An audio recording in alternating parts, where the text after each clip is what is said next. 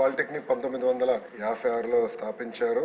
9 sections ఉన్నాయి. పెద్దలు అన్నట్టు 1707 మంది విద్యార్థులు ఈ రోజు ఈ పాలిటెక్నిక్ లో ఉన్నారు అధ్యక్ష. మీరు చెప్పిన రేషియో ప్రకారమే చూస్తే బాయ్స్ 1169 మంది ఉన్నారు. 23 టాయిలెట్స్ ఉన్నాయి. అంటే మీరు చెప్పిన 40 మందికి ఒక టాయిలెట్ రేషియో ప్రకారం 720 మంది విద్యార్థులకి సరిపడా ఉంది. షార్టేజ్ ఉంది. 240 మందికి షార్టేజ్ ఉంది. గర్ల్స్కి వచ్చేగల 23 టాయిలెట్స్ ఉన్నాయి అధ్యక్ష. మీ రేషియో ప్రకారమే 575 మందికి సరిపడా ఉన్నాయి.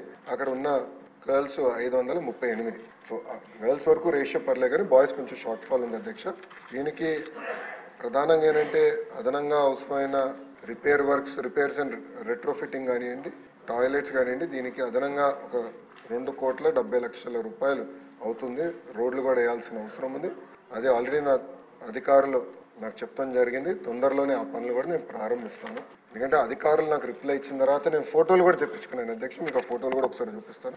మీరు అడుగుతారు నాకు తెలుసు, అందుకే ఫోటోస్ కూడా తెప్పించా. క్లాస్ రూమ్స్ ఎలా ఉన్నాయి ఏంటనేది ఫోటోస్ అన్ని కూడా తెప్పించా. ల్యాబ్స్ ఎలా ఉన్నాయి కూడా తెప్పించా. టాయిలెట్స్ కూడా ఎలా ఉన్నాయని నేను ఫోటోలు తెప్పిస్తాను జరిగింది అధ్యక్ష. సో అన్ని తెప్పించాను. మీరు అన్నట్టు it is not up to standard. There is no ambiguity. Improve చేయాల్సిన అవసరం ఉంది. దాంట్లో ఎలాంటి సందేహం లేదు. సో నేను కూడా ఇప్పుడు సిస్టమేటైజ్ చేయాలి. ఇది ఒక డాష్ బోర్డ్ క్రియేట్ చేయాలి. గత 10 సంవత్సరాలు అసలు ఎలాంటి ఇన్ఫ్రాస్ట్రక్చర్, ఏ పాలిటెక్నిక్, ఐటీఐ, ఏ ప్రభుత్వ పాఠశాలకు ఎలాంటి ఇన్ఫ్రాస్ట్రక్చర్ ఏర్పాటు చేసాం, అసలు అడ్మిషన్స్ ఎలా ఉన్నాయి, టీచర్ టు స్టూడెంట్ రేషియో ఎలా ఉంది, డ్రింకింగ్ వాటర్, అదేవిధంగా toilets, schools, class rooms ratios ఎలా ఉన్నాయి, దానిపైన ఒక డాష్ బోర్డ్ కూడా ప్రిన్సిపల్ సెక్రటరీ గారి ఆధ్వర్యంలో మేము తయారు చేస్తున్నాం అధ్యక్ష. It will take another 1 month పడుతుంది. అది పబ్లిక్ నేను ఓపెన్ చేస్తాను.